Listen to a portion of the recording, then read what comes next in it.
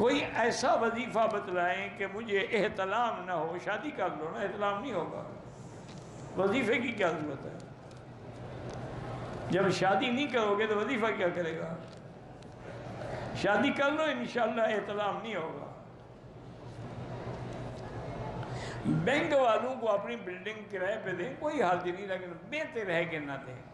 ورنہ تم نے تو کرایہ لینا ہے، تم نے کوئی سود تھوڑا لینا ہے. اگر کوئی عورت ہے وہ جنابت کی حالت میں ہے، اسی حالت میں کھانا پکائے تو کھانا پکانے میں کیا، اس کے ہاتھوں میں تو جنابت نہیں ہے نا. لیکن اچھی بات نہیں ہے.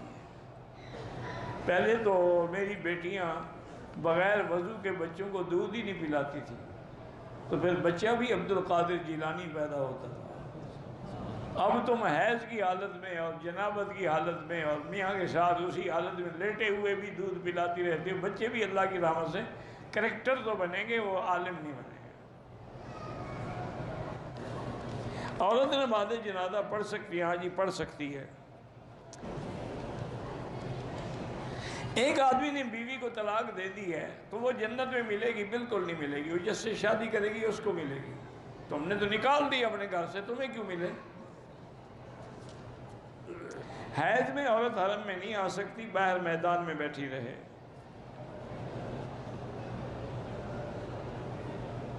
ایک عورت کو میں نے اگر ایک طلاق دی تو پھر رجوع کر سکتے ہیں. اس کو کہہ دیں، ٹیلی فون پہ کہہ دیں، دو گواہوں کے سامنے کہہ دیں کہ بھی میں نے رجوع کیا ہے. وہ تمہاری بیوی، ایک سے رجوع ہو سکتا ہے. بیوی کا آپریشن ہوا ہے، 2-2.5 ماہ کا لوتھڑا جو تھا وہ کاٹ کر نکالا گیا ہے. اللہ پاک اس کو شفا دے اور اولاد نرینہ عطا فرمائے. یہ ہوتا ہے، ایسا کوئی مشکل نہیں ہے. میں کل ہی پڑھ رہا تھا، شاید میرے کسی بھائی کے کام آ جائے، کہ جن عورتوں کے حمل گر جاتے ہیں یا کوئی نہ کوئی وجہ ہو جاتی ہے، حمل پوری مدت کے بعد نہیں ہوتا یا ہوتا ہے تو ختم ہو جاتا ہے، تو اس کے لیے سب سے بہتر یہی ہے کہ بسم اللہ الرحمن الرحیم 160 دفعہ ایک کاغذ پہ خود لکھ لیں. کسی پیر شیر کی ضرورت نہیں ہے، تم خود پیر ہو ماشاءاللہ. باریک کاغذ ہو، اس پہ جناب 160 دفعہ بسم اللہ الرحمن الرحیم، پھر اس قرآن کی آیت کا تعویذ بنا کے بیوی کے گلے میں ڈال دو.